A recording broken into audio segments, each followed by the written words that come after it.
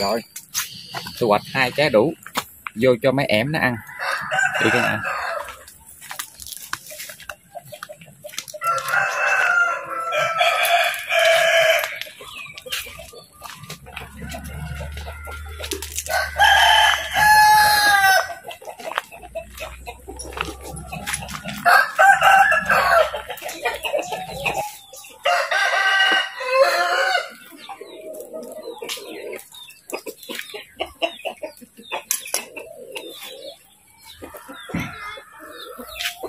Đó, cái này ngon nha,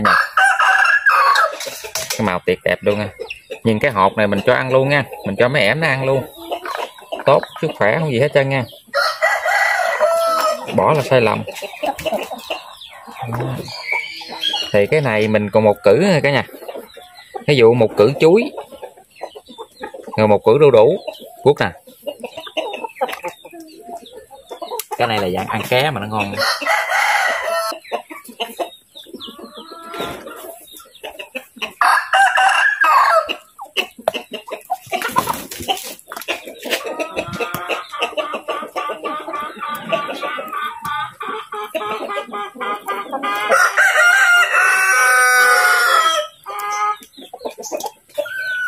Thì anh em mình cũng để ý nha, ngoài cái chế độ ăn uống dinh dưỡng ngũ cốc, cái thuốc diệt trùng quế bít mắt này kia ha, thì mình cần phải bổ sung một buổi trái cây ăn trưa nha, ăn trưa là phải có trái cây nha.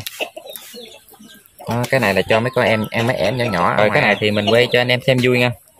Thì đâu đó có một số anh em thì đã chốt rồi nha, chốt một vài con trong này rồi, còn một số con thì vẫn còn đang ở không nha. Rồi thì mình chuẩn bị thao mồi nha, thao mồi trái cây ăn cứ trưa cả nhà mình nên để nguyên hạt gì nha. Cái hạt này thật sự ăn nó rất tốt cho đường ruột ha.